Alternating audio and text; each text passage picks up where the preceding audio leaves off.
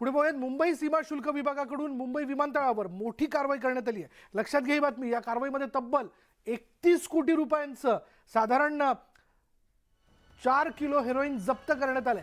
कागदपत्रांच्या फोल्डरमध्ये हे हेरोईन लपवण्यात आलं होतं, तर दुसऱ्या एका कारवाईमध्ये तब्बल 16 कोटी रुपयांचं 1.5 किलो कोकेन पकडण्यात आलेलं आहे। तस्करांनी कपड्यांच्या बटणांमध्ये लपवून हे कोकेन मुंबईत आणण्याचा प्रयत्न केला, मात्र त्यांना त्यात अपयश आलं।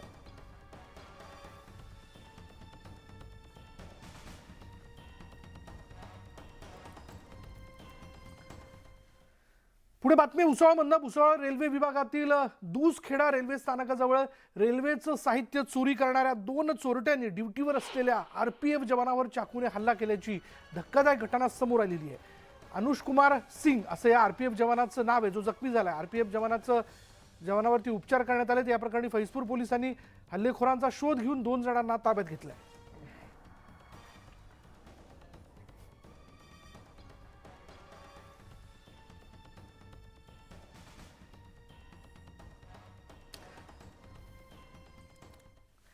घोडबंदर रस्त्यावरील प्रचंड वाहतूक कोंडी टाळून बोरिवली ते ठाणे असा प्रवास अवघ्या 20 मिनिटात करणं शक्य होणार आहे। संजय गांधी राष्ट्रीय उद्यानाच्या जमिनीखालून ठाणे ते बोरिवली दरम्यान 2 भुयारी मार्ग खोदून वाहतुकीचा हा नवा पर्याय खुला करण्यासाठी MMRDA कडून निविदा प्रक्रिया सुरू करण्यात आली आहे। त्यामुळे घोडबंदर रोडवरील वाहतूक कोंडी टाळून थेट मुंबईतूनच ठाणे किंवा ठाण्यातून मुंबई असा प्रवास करणं सहज शक्य होणार आहे।